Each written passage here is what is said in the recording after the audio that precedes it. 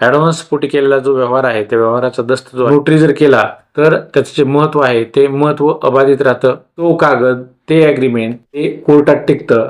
त्याला एक कायदेशीर महत्वाच्या जीवनामध्ये बरेच जे व्यवहार आहेत ते नोटरी दस्ताच्या आधारे करतो. त्यामध्ये प्रामुख्याने इसार पावतीचा व्यवहार जो असतो तो नोटरी दस्ताच्या आधारे केला जातो. मग त्यामध्ये तुमच्या जमिनीची इसार पावती असो, प्लॉटची इसार पावती असो, फ्लॅटची इसार पावती असतो, एखाद्या वाहनाची इसार पावती असो किंवा एखादं अग्रीमेंट टू सेल असो, असे एक ना अनेक व्यवहार आपण नोटरी दस्ताच्या आधारे करत असतो. मग तो नोटरी दस्त 100 रुपयाच्या स्टॅम्पवर असो किंवा 500 रुपयाच्या स्टॅम्पवर असो किंवा 1000 रुपयाच्या स्टॅम्पवर असो, पण त्या स्टॅम्पवर केलेला जो व्यवहार आहे तो आपण नोटरी दस्ताच्या आधारे करतो आणि त्याला विशेष असं महत्व त्या व्यवहारामध्ये असतं. ज्यावेळेस आपण अशा प्रकारचा व्यवहार करतो आणि तो व्यवहार आपल्याला ऑथेंटिक करण्यासाठी तो व्यवहार आपण स्टॅम्पवर उतरवतो आणि त्याला एक वेटेज येण्यासाठी किंवा ते ऑथेंटिक करण्यासाठी त्याला साधा आणि सरळ सोपा मार्ग असतो तो म्हणजे नोटरी करणे. तर मित्रांनो, हे नोटरीचं महत्व सांगण्याविषयीचा माझा उद्देश एवढाच आहे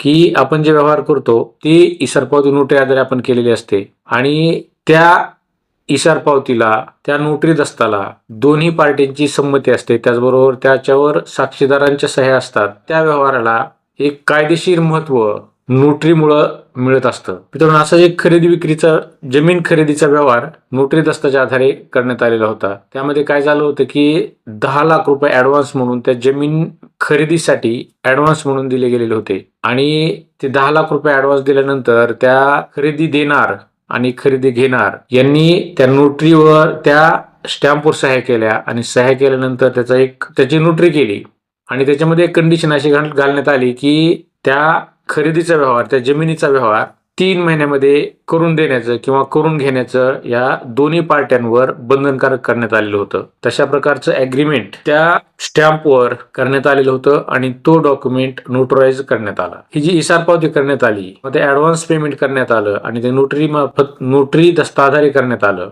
तर हा केलेला जो व्यवहार आहे हा व्यवहार कायदेशीर आहे, बेकायदेशीर आहे, काय या व्यवहाराला कसल्याच प्रकारचं महत्व नाही, या विषयावर आपण चर्चा करणार आहोत. नमस्कार मित्रांनो, मी ॲडव्होकेट तानाजी वाघमारे. आपण बघताय Z+ legal info MH25 channel. मित्रांनो, चॅनलवर तुम्ही जर नवीन असाल तर चॅनलला सबस्क्राईब करा, व्हिडिओला लाईक करा आणि शेअर करायला विसरू नका. त्याचबरोबर तुमचे जे कमेंट्स आहेत कमेंट बॉक्समध्ये राईट डाऊन करा. त्याचबरोबर हा जो व्हिडिओ आहे हा तुमच्याबरोबरच इतरांनाही माहिती व्हावी, तुमच्या कुटुंबियांना माहिती व्हावी, तुमच्या मित्रपरिवाराला माहिती व्हावी, यासाठी या व्हिडिओला शेअर करायला विसरू नका. तर आता आपण जाऊया आपल्या मुख्य विषयाकडे. मित्रांनो, काय झालं होतं, 4 एकर जमिनीचा व्यवहार 20 लाख रुपये एकर प्रमाणे त्याचा जे बाजारभाव होता त्या बाजारभावाप्रमाणे 4 एकर जमिनीचा व्यवहार ठरलेला होता आणि हा व्यवहार नोटरीच्या तारखेपासून 3 महिन्यामध्ये कंप्लीट करायचा होता. तर त्याच्यासाठी आगाऊ रक्कम म्हणून, म्हणजे ऍडव्हान्स रक्कम म्हणून 10 लाख रुपये खरेदी घेणाऱ्या पार्टीनं खरेदी देणाऱ्या पार्टीला 2 साक्षीदारासमोर समक्ष दिलेले होते. त्याबाबतचं 100 रुपयाच्या स्टॅम्पवर व्यवहार ठरवण्यात आलेला होता. त्याचं अग्रीमेंट जे काय आहे ते अग्रीमेंट तशा प्रकारचं त्या स्टॅम्पवर लिहिण्यात आलेलं होतं आणि हा जो दस्त होता या दस्तावर यात खरेदी देणार आणि खरेदी घेणार यांच्या व्यतिरिक्त 2 साक्षीदारांच्या सह्या होत्या, त्यांचे फोटो होते. त्याचबरोबर हा दस्त, म्हणजे हा जो स्टॅम्प आहे किंवा ह्याला आपण अग्रीमेंट म्हणू, अग्रीमेंट जे आहे ते नोटराइज करण्यात आलेलं होतं. जमिनीचे भाव दिवसेंदिवस वाढत चाललेले आहेत. त्यामुळे काय झालं की हा जो व्यवहार आहे हा व्यवहार दुसऱ्या पार्टीला माहीत झाला, म्हणजे थर्ड पार्टीला माहीत झाला आणि या थर्ड पार्टीनं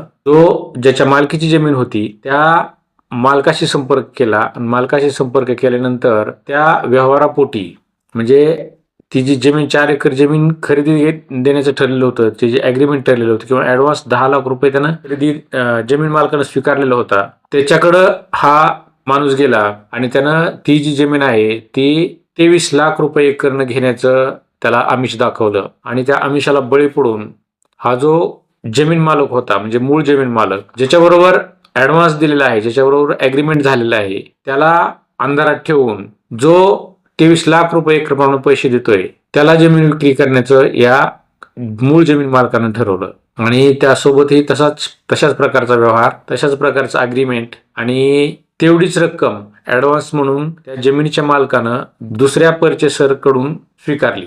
सुरुवातीला खरेदी घेणार होता त्या खरेदी घेणाऱ्यानं या मूळ मालकाला 10 लाख रुपये रक्कम दिलेली होती, 20 लाख रुपये एकर प्रमाणे व्यवहार ठरलेला होता. त्याला न देता दुसऱ्या बरोबर त्यानं खरेदी विक्रीचा व्यवहार ठरवला आणि त्या व्यवहारापोटी त्याला जास्त पैसे येत असल्यामुळं पहिल्या माणसाबरोबर जो व्यवहार होणार होता तो व्यवहार त्यानं रद्द करण्याचा ठरवला. त्यानंतर हा विषय जो फर्स्ट परचेसर होता त्या फर्स्ट परचेसरला या व्यवहाराबद्दलची माहिती या मूळ जमिनीच्या मालकाकडून देण्यात आली की बाबा मला आता दुसरा जो माणूस आहे तो दुसरा माणूस मला 23 लाख रुपये एकर प्रमाणे पैसे देतोय आणि तुझे ते 20 लाख रुपये प्रमाणे व्यवहार ठरलेला आहे तो मला काही परवडत नाही. त्यामुळं मी तुझ्याकडून घेतलेली जी 10 लाख रुपये रक्कम आहे ती रक्कम तुला परत देतोय आणि तुझ्याबरोबर झालेला व्यवहार मी रद्द करतोय. अशा प्रकारची माहिती त्या फर्स्ट परचेसरला या जमिनीच्या मूळ मालकाकडून देण्यात आली. त्यानंतर पहिल्यांदा जमीन खरेदी करणार होता 20 लाख रुपये व्यवहार ठरलेल्या माणसानं त्या मूळ मालकाला विधिज्ञान मार्फत नोटीस पाठवली आणि त्यानं जो करार केलेला होता किंवा त्याने ऍडव्हान्स पोटी जे पैसे नोटरी आधारे दिलेले होते तर तो जो व्यवहार आहे तो व्यवहार पूर्ण करण्यासाठी त्याला 3 महिन्याचा जो कालावधी दिला होता त्या कालावधीमध्ये त्यानं तो व्यवहार पूर्ण करावा, अन्यथा तो कोर्टामध्ये जाईल आणि त्याच्या विरुद्ध कोर्टामध्ये दावा दाखल करेल आणि ते ॲग्रीमेंट जे आहे ते ॲग्रीमेंटची पूर्तता करण्यासाठी त्याच्याविरुद्ध कोर्टामध्ये दावा दाखल करेल.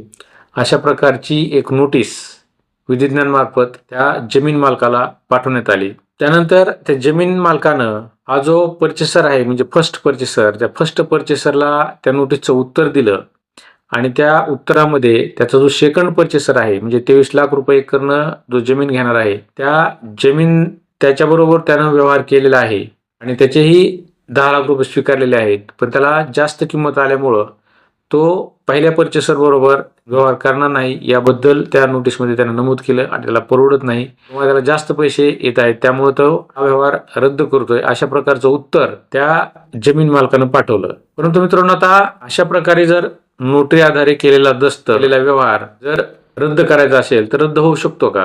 तर मित्रांनो अशा प्रकारचा जो व्यवहार झालेला आहे हा व्यवहार रद्द होऊ शकत नाही. कारण यामध्ये काय झालेलं आहे की त्यानं ॲग्रीमेंट टू सेल केलेला आहे, त्याच्या पोटी त्यानं 10 लाख रुपये ऍडव्हान्स अमाऊंट स्वीकारलेली आहे. त्यामुळं पहिल्यांदा झालेला जो व्यवहार आहे तो व्यवहार कायदेशीर असा व्यवहार आहे. त्या व्यवहाराला नोटरी दस्तामुळं ऑथेंटिकेशन झालेलं आहे, त्याला एक कायदेशीर महत्व प्राप्त झालेलं आहे, त्याचं ॲग्रीमेंट झालेलं आहे, त्याच्याबरोबर कॉन्ट्रॅक्ट झालेला आहे. त्यामुळं पहिला जो व्यवहार आहे तो पहिला व्यवहार त्याला पूर्ण करावा लागणार आहे आणि त्यानं शेवटी जे दुसऱ्या माणसाबरोबर जो व्यवहार केलेला आहे तो व्यवहार बेकायदेशीर होणार आहे. कारण पहिला व्यवहार हयात असताना पाहिल्याबद्दल त्या परचेसरनं तो व्यवहार ती जमीन घेण्यासाठी त्याची अजूनही तयारी असल्यामुळं त्या व्यवहाराबद्दल किंवा तो व्यवहार त्याला मोडीत काढता येणार नाही किंवा ते झालेलं ॲग्रीमेंट आहे ते ॲग्रीमेंट कॅन्सल करता येणार नाही. आता याच्यानंतर जर तो पहिला परचेसर कोर्टामध्ये गेला तर 100% त्या नोटरी आधारे म्हणजे ॲग्रीमेंट टू सेल जे झालेलं आहे नोटरी आधारे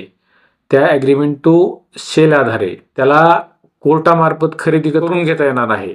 जे त्या ज्युरिडिक्शन मधलं दिवाणी न्यायालय तो जो जमिनीचा मालक आहे त्या जमिनीच्या मालकाला आदेश देणार आहे की बाबा तू जे ॲग्रीमेंट केलेलं आहे ते ॲग्रीमेंट कंप्लीट कर, तुझा दुसरा जो व्यवहार झालेला आहे तो दुसरा व्यवहार बेकायदेशीर आहे. त्यामुळं तो जमीन विकणाऱ्या माणसाला त्यानं पहिला परचेसर बरोबर जो व्यवहार केलेला आहे तो व्यवहार पूर्ण करावा लागणार आहे. त्यामुळं कुठल्याही व्यवहारामध्ये तुम्ही जर ॲग्रीमेंट केलं ते जर नोटरी आधारे असेल किंवा रजिस्टर्ड असेल तर ते कोर्टामध्ये टिकतं, त्याला एक कायदेशीर वेटेज प्राप्त होतं. त्यामुळं कुठलाही व्यवहार जर आपण केला आणि तो रिटर्न असेल किंवा ॲग्रीमेंटमध्ये असेल, रिटर्न ॲग्रीमेंट असेल तर तो व्यवहार कोर्टामध्ये टिकतो, त्याला एक कायदेशीर महत्व असतं. त्यावेळेस दोन्हीपैकी एखाद्या पार्टीने नकार दिला किंवा घेणाऱ्या पार्टीने जर नकार दिला तरच तो व्यवहार कॅन्सल होऊ शकतो, अन्यथा तो व्यवहार दोन्ही पार्ट्यांवर बाइंडिंग असतो आणि कोर्ट त्याला अधिकृत मान्यता देतं.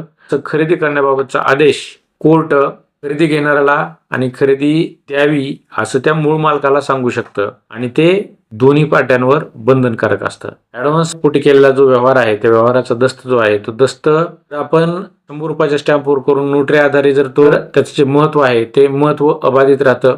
तो कागद ते ॲग्रीमेंट हे कोर्टात टिकतं, त्याला एक कायदेशीर महत्व असतं. कुठलाही व्यवहार करत असताना अशा पद्धतीने तुम्ही कायदेशीर पद्धतीने जर व्यवहार केला तर त्याला एक विशेष असं महत्व असतं. तो व्यवहार कोर्टामध्ये टिकतो. कायद्याच्या in the eyes of law तो व्यवहार 100% लॉफुल आहे आणि तो कायदेशीर आहे. मित्रांनो, हा व्हिडिओ होता नोटरी आधारे ऍडव्हान्स दिलेल्या जमिनीच्या व्यवहाराबाबतचा. मित्रांनो, तुम्हाला या व्यवहाराबद्दल काय वाटलं याबाबतच्या कमेंट बॉक्समध्ये राईट डाऊन करा. तुमची जी मतं आहेत मतं त्या कमेंट्समध्ये लिहा. व्हिडिओ तुम्हाला जर आवडला असेल तर व्हिडिओला लाईक करा, चॅनलला सबस्क्राईब करा आणि शेअर करायला विसरू नका. धन्यवाद.